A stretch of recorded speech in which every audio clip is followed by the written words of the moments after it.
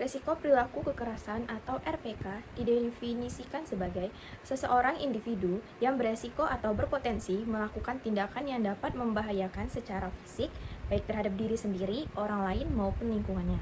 Yang mana hal tersebut dilakukan sebagai upaya untuk mengungkapkan perasaan kesal atau marah. Sedangkan menurut standar diagnosa keperawatan Indonesia, risiko perilaku kekerasan merupakan seseorang yang berisiko membahayakan secara fisik, emosi, dan atau seksual pada diri sendiri atau orang lain. Jadi dapat disimpulkan risiko perilaku kekerasan adalah adanya kemungkinan seseorang akan mencederai orang lain, merusak lingkungan, atau dirinya sendiri akibat ketidakmampuan mengendalikan marah secara konstruktif. Adapun etiologi atau faktor resiko terjadinya perilaku kekerasan yang terbagi menjadi dua. Yang pertama ada faktor predisposisi, yaitu hal yang mendukung terjadinya resiko perilaku kekerasan. Ini terbagi lagi. Yang pertama ada faktor biologis. Yang pertama ada instinctual drive theory atau teori dorongan naluri yang menyatakan bahwa risiko perilaku kekerasan ini disebabkan oleh dorongan kebutuhan dasar yang kuat. Yang kedua ada teori psikomatik, yaitu adanya pengalaman marah akibat dari respon psikologi terhadap stimulus eksternal, internal maupun lingkungan. Nah, yang di sini yang berfungsi itu sistem limbik yang berperan sebagai pusat untuk mengekspresikan maupun menghambat rasa marah. Yang kedua ada faktor psikologis. Yang terbagi lagi ada teori agresif frustasi, yang mana perilaku kekerasan terjadi sebagai hasil dari akumulasi frustasi yang terjadi apabila keinginan individu untuk mencapai sesuatu gagal atau terhambat, yang kemudian akan mendorong berperilaku agresif. Selanjutnya, teori eksistensi yang terjadi ketika individu berperilaku destruktif, yaitu tindakan yang berdampak terhadap diri sendiri, orang lain, ataupun lingkungan. Selanjutnya ada faktor sosiokultural, yang mana faktor sosial juga berpengaruh untuk terjadinya risiko perilaku kekerasan. Itu terbagi menjadi dua. Yang pertama ada teori lingkungan sosial, yang mana lingkungan sosial ini mempengaruhi sikap individu dalam mengekspresikan marahnya. Yang kedua ada social learning theory, yang mana perilaku kekerasan dapat dipelajari langsung melalui perilaku sosial. Selanjutnya ada faktor presipitasi, yaitu hal yang memicu terjadinya risiko perilaku kekerasan. Yang pertama itu dapat disebabkan dari luar, yang contohnya seperti terjadinya serangan fisik, kehilangan, kematian, ataupun dari dalam atau internal seperti putus hubungan dengan orang yang berarti, kehilangan rasa cinta, takut terhadap penyakit fisik. Dan lingkungan juga dapat menjadi pemicu risiko perilaku kekerasan. Ini seperti lingkungan yang ribut atau berisik, adanya konflik interaksi sosial, dan kritik yang mengarah pada penghinaan. Selanjutnya ada rentang respon perilaku kekerasan. Di sini ada rentang respon perilaku kekerasan.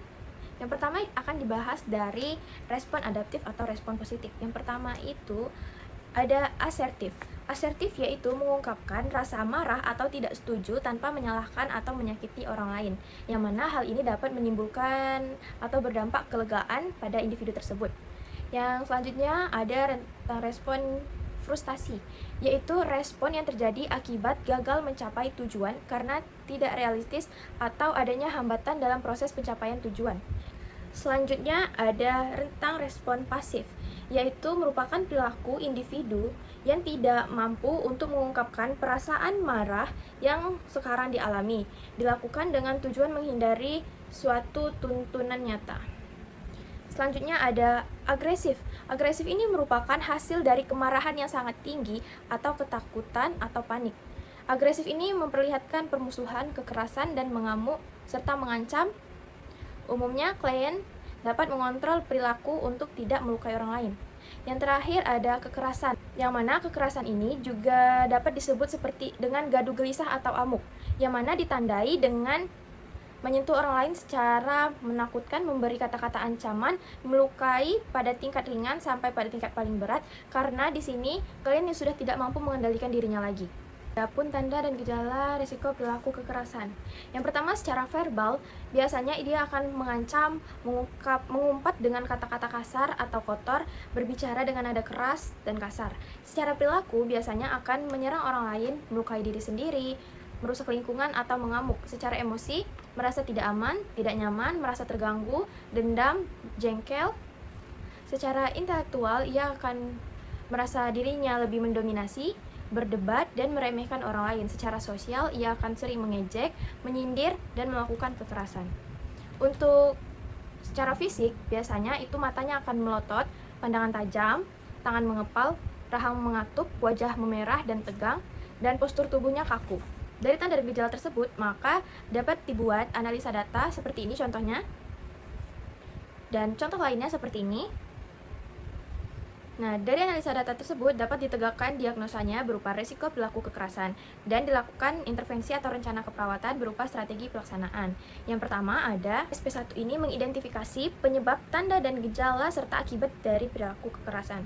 Yang kedua, melakukan latihan fisik seperti tarik napas dalam. Yang ketiga, lalu memasukkan dalam jadwal harian pasien. SP kedua yaitu mengevaluasi SP ke-1, melanjutkan latihan cara fisik kedua dengan pukul bantal atau kasur. Dan yang ketiga, memasukkan ke dalam jadwal harian pasien. SP ketiga, mengevaluasi SP1 dan SP kedua, lalu melatih secara sosial atau verbal dengan cara menolak dengan baik, meminta dengan baik, mengungkapkan dengan baik, dan yang terakhir, memasukkan dalam jadwal kegiatan pasien. Yang ke SP keempat, mengevaluasi SP1, 2, dan ketiga, lalu melatih cara spiritual melalui berdoa. Dan yang ketiga, memasukkan ke dalam jadwal latihan pasien. SP kelima, mengevaluasi SP ke-1, SP kedua, SP ketiga, dan SP keempat. Yang kedua, latih dengan cara patuh minum obat. Minum obat secara teratur dengan prinsip 5 benar. Yang ketiga, susun jadwal minum obat dengan teratur. Dan yang terakhir, memasukkan jadwal kegiatan pasien